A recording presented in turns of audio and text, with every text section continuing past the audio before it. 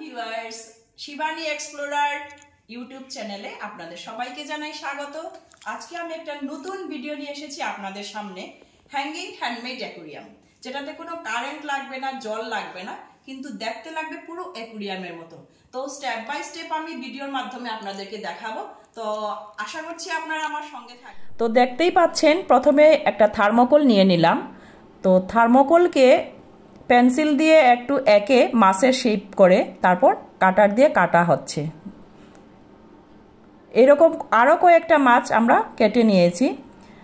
বাচ্চারা করতে একটু সাবধানে করবে, বড়দের সাহায্য নেবে অবশ্যই। এটা একটা কিন্তু লাইট ওয়েটের জন্য আমরা থার্মোকলটা নিলাম। স্টোন নিলে অনেক হেভি হয়ে যায়, এর জন্য থার্মোকল নিয়ে একটা নতুন প্রসেস আপনাদেরকে দেখাচ্ছি। এগুলো হচ্ছে স্টোনের শেপ, শিরিষ পেপার দিয়ে ঘষে তারপর এগুলোকে স্মুথ করা হয়েছে।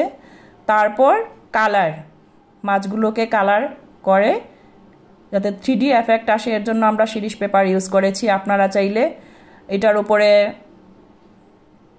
ক্লেও দিতে পারেন। তারপর এগুলোকে কালার করে নেওয়া হলো। দেখতেই পাচ্ছেন অক্টোপাসও একটা আছে, মাছ আর স্টোন বসিয়ে এগুলো কালার করা হচ্ছে। তো আপনারা আপনাদের ইচ্ছে মতো, পছন্দ মতো কালার শেডিং করতে পারেন। কালার পাথরে তো অনেক ধরনের থাকে কালার, তো আপনারা যেগুলো ইচ্ছে আপনারা করতে পারেন। এগুলো করার পর আমি একটা বোর্ডের মধ্যে জলের মতো কালার, অ্যাক্রিলিক কালার দিয়ে দিলাম। তারপর ফর্ম শিটকে পাতা শেপে কেটে কালার করে নিয়েছি। তারপর এগুলোর মধ্যে গম লাগিয়ে লাগিয়ে ওইগুলোকে ফিক্স করে দেওয়া হচ্ছে। তো কীরকম লাগছে আপনাদের একটু কমেন্ট করে অবশ্যই জানাবেন। ভালো লাগলে আপনারা একটু ট্রাই করে দেখতে পারবেন। যদি কোনো অসুবিধে হয় মেসেজের মাধ্যমে আমাকে জানাবেন যে কিভাবে করা বা না করা।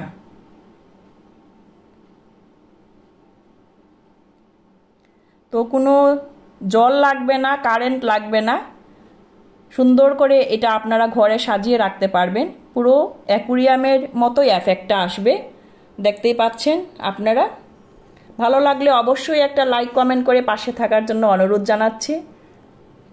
সবাই ভালো থাকবেন।